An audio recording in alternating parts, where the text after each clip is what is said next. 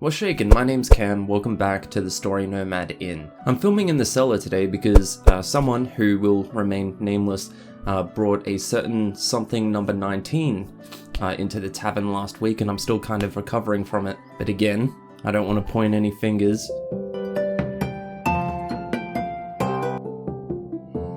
So apologies in advance if it sounds like I'm putting on like a TikTok e-boy voice.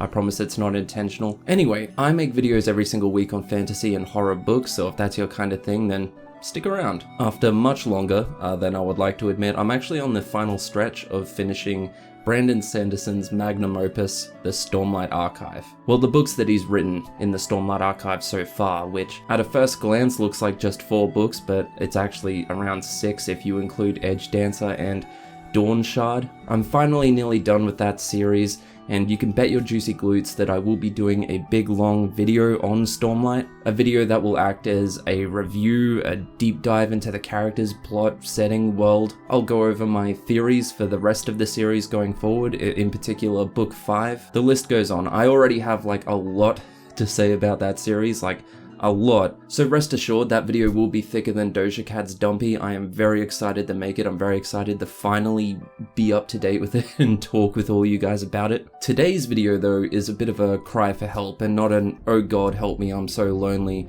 please someone end my suffering, god help me please cry for help. More of a which fantasy book should I read next? Cry for help. I do already have a bit of a list, so I'll tell you the books that I'm keen on reading and why I'm keen on reading them, and hopefully you will leave a comment below letting me know what you think of my choices. Are they good choices? Which of these choices should I read first? Is there something that I should have on my list that I don't? Whatever I end up reading I will be doing videos on as well, so keep that in mind.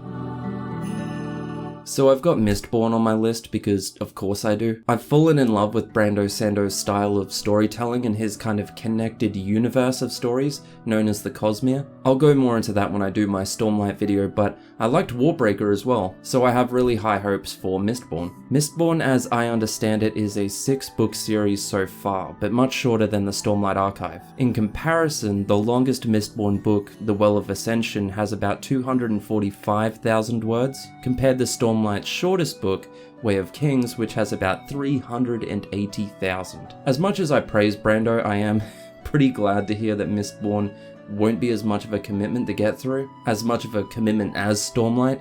Rhythm of War has almost 500,000 words. I just kind of feel like reading that book, Rhythm of War, has been like, it feels like I'm the guy in Interstellar watching the rest of the world age 50 years ahead of me.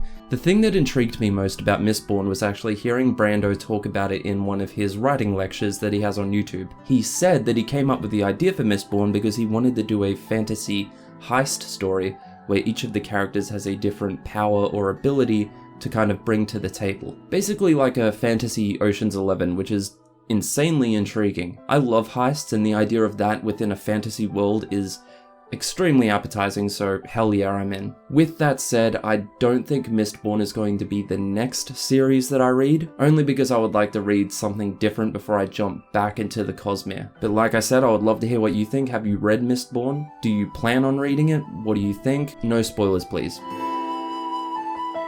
Okay, so you knew this one was coming. I have to mention The Wheel of Time. I read the first book, The Eye of the World, a fair while ago now, and I really liked it. I read it in preparation for the TV show, and originally I was planning to kind of power through a few of the books, at least like 3 or 4 of them. But to be honest, I think my enthusiasm for the story was at least blunted a little bit by how unremarkable the show ended up being. The Wheel of Time is one of the most iconic fantasy series in existence, clocking in at nearly 4.5 million words over 14 books. What I know so far about the series is that it follows the journey and transformation of some humble young villagers as they become intertwined with the fate of their world. A completely unfamiliar plotline for fantasy, I'm sure. I do have a whole video that I made after I read The Eye of the World talking about what I love so much about this series so far, But to dot point it, I would say that I am utterly fascinated by the cyclical, spiritual nature of this world. Rather than your typical pantheon of gods that very often play a huge part in fantasy, what we have is more of a cosmic wheel in the sky. A wheel that every person's soul is tied to, some more so than others. And that cosmic wheel is also the source of the magic in this world, which is super interesting, but I won't go into that because that's a whole thing. Look, in all honesty, I think that the Wheel of Time is going to end up being one of those series that I make my way through very slowly over a number of years. So I'm not really in a huge rush to finish it. Maybe when the next season comes up, I'll power out a few more books so that I can kind of keep up. But otherwise, I'm thinking that I might just read a book or two in between all of the other fantasy series that I read. There is a series that I am very excited to start, and as of right now it's actually at the top of my list. It's the one that I'm thinking right now will be the next one that I begin. For context, I recently made a video talking about how I feel like shorter, more self-contained episodic fantasy books are a criminally underrated form of storytelling. That video ended up being one of the highest performing I've ever made, which is awesome. If you're here because of that video, thank you so much. And in the comments of that video, I was absolutely avalanched with recommendations for stories that are shorter, more self-contained and episodic, which is sick, by the way, thank you. There were two series that were recommended way more than all of the others, and those were Terry Pratchett's Discworld and Jim Butcher's Dresden Files. I'll give you a few seconds to guess which of those two series I'm more excited to read, and I'll tell you what, I'll reveal the answer with a fun fact. Discworld apparently has 41 books, coming to about 4 million words. Dresden Files is the one that I'm excited to start reading. Well, I want to read both actually, but I think Jim's series might be more in my lane. The Dresden Files is a 17-book series so far, and I believe Jim's still working on more. That does sound like a lot, but the books themselves are actually quite short, usually between 100 to 150,000 words, which when I say it out loud is kind of seems crazy to say is quite short, but again, after just getting through the Stormlight Archive, you get my point. Now, what I've been told about these books is that it's a paranormal private detective who also happens to be a wizard. Although I think the episodic fantasy could be even shorter, closer to around 50,000 words a book, more like your more classic serialized stories or pulp fiction, the plot for Dresden Files actually sounds like exactly what I was looking for. In that video I used Sherlock Holmes and Agatha Christie crime novels as an example of the monster of the week style format that I would love to see more of in fantasy, and Dresden Files sounds like exactly that. I'm very intrigued and I'm very excited, but have you read them? Now, there's a few reasons that I'm pretty keen to read the Green Bone Saga by Fonda.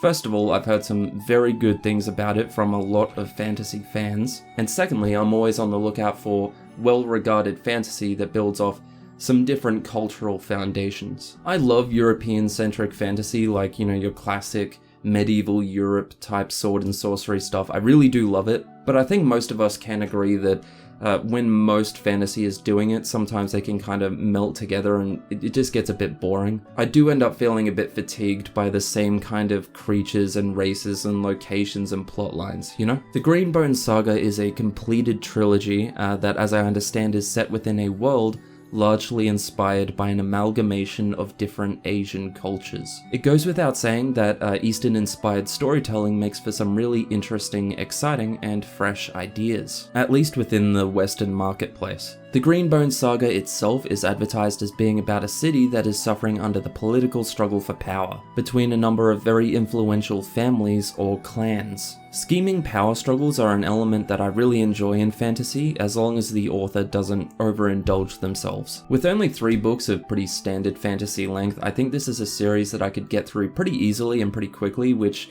feels so good to say. And with that said, I want to make it very clear at this point, despite all of my complaining so far, I don't actually have an issue with long epic fantasy series. If anything, I think they are the most memorable and iconic that we will get. The only problem is that I just have so little time in my day, you know? So sometimes it's just nice to get some shorter fantasy stories. So those are the stories that I would say I'm most excited about getting into. But there are a few others that I will mention really quickly. Year of the Reaper by Makiia Lucier is a YA standalone about a would-be hero trying to carry out an important quest during the outbreak of a severe plague. The Hunger of the Gods by John Gwynne, second book in the Bloodsworn saga. What can I say? I love John's hyper-violent writing style, and the whole Norse aesthetic in general is really cool. I will say quickly though that I feel like the whole Vikings as a topic are being a bit wrung dry, at least at the moment, so I think I might be a little bit fatigued by axe-wielding barbarians for now. Burn is another standalone fantasy about a farm girl who meets a dragon and ends up embroiled in a high-stakes adventure.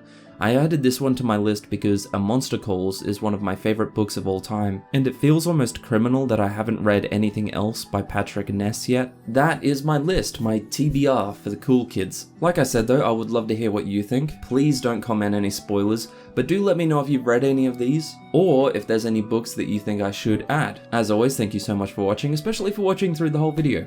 I appreciate you. In fact, I would go so far as to say you're my favorite. I make videos every week on fantasy and horror books, so if that's your kind of thing, then hopefully I'll see you in the next one. Catch ya.